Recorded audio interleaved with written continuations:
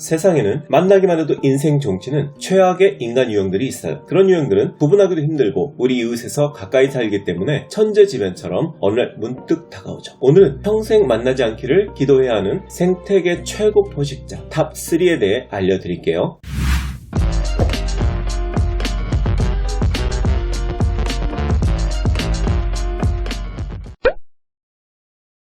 먼저 모든 조현병 환자들이 위험하다는 말은 절대 아니고요. 극히 일부지만 제가 경찰 생활을 하면서 직접 경험했던 위험한 사례의 두 가지를 말씀드리려고 해요. 중증의 조현병 환자들이 더 위험할 것 같은데 왜 경증이지? 라고 생각하실 수 있는데 중증의 조현병 환자들은 다들 병원에 격리되어 있죠. 그래서 우리에게 위협이 되는 건 의외로 경증의 조현병 환자들이에요. 제가 강남권 경찰서에서 근무할 때 비만 오면 레인코트를 입은 30대 중반의 엄청난 미인분이 지구대 경찰관들 손에 이끌려서 형사과 사무실에 잡혀오셨어요. 봄비가 내리거나 장마가 시작되면 매일 오다시피 했죠. 죄명은 특수폭행. 이분은 비만 오면 버스 정류장에 가서 여고생들이나 젊은 아가씨들을 우산으로 찔렀는데요. 본인 말로는 전직 대한항공 스튜어디스라고 하더라고요. 처음엔 안 믿었죠. 그랬더니 인터넷을 검색해서 자기 얼굴이 나온 대한항공 기사를 보여주는데 봤더라고요. 보호자로 오신 어머님께 여쭤봤더니 대한항공에서 해고를 당한 이후 비만 오면 자기가 공항버스를 타던 근처 정류장에 가서 학교에 가거나 출퇴근하는 여성분들을 해코지한다고 해요. 다른 사례를 하나 더 말씀드리면 피해자분이 30대 초반에 가정 주부셨는데 평소에 인사도 하고 지내던 옆집에 사는 50대 아주머니가 어느 아침 아파트 복도에서 마주치자 다짜고짜 들고 있던 화분으로 머리를 내리친 사건이었어요. 남편분 말로는 평소엔 얌전한데 조현병 약을 며칠 안 먹어서 이런 일이 생긴 것 같다며 하루는 자다가 눈을 떠보니 아내가 식칼을 들고 침대 옆에 서 있었던 적도 있었다고 하더라고요.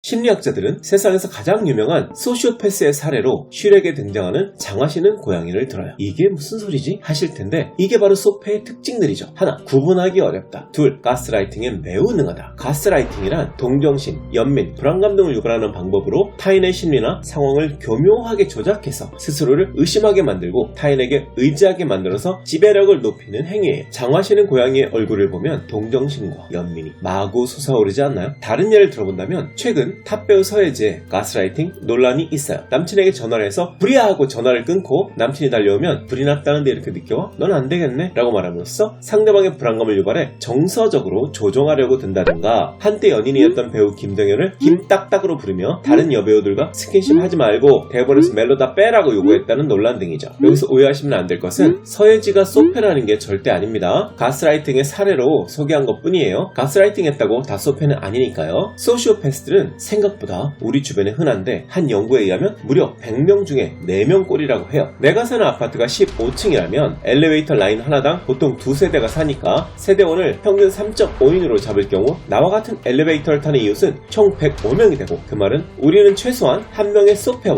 엘리베이터를 공유하고 있다는 말이에요. 소름 끼치지 않나요?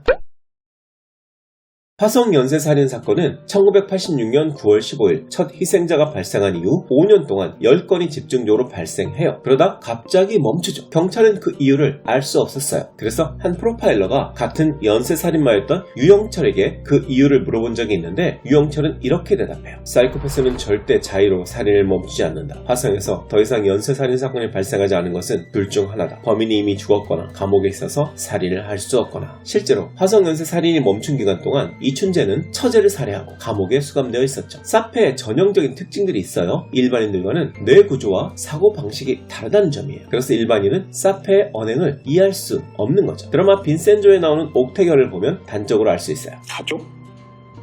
그게 소중한 거예요?